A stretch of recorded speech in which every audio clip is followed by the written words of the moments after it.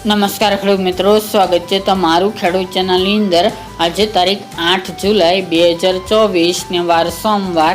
આજના ઊંચા માર્કેટ યાર્ડના તાજા બજાર ભાવ। તો ખેડૂત મિત્રો, આજે ઊંચા માર્કેટ યાર્ડની અંદર જીરુનો સૌથી ઊંચો ભાવ 5635 રૂપિયા નોંધાઈ રહ્યો છે। આજે ફરીવાર જીરુના ભાવમાં ઘટાડો જોવા મળી રહ્યો છે, જ્યારે વરિયાળીની બજાર હાલ તો સ્થિરતા સાથે જોવા મળી રહી છે। તો ચાલો આપણે જાણી લઈએ કે રાયડો, જીરું અને અજમાના ભાવ શું ચાલી રહ્યા હતા।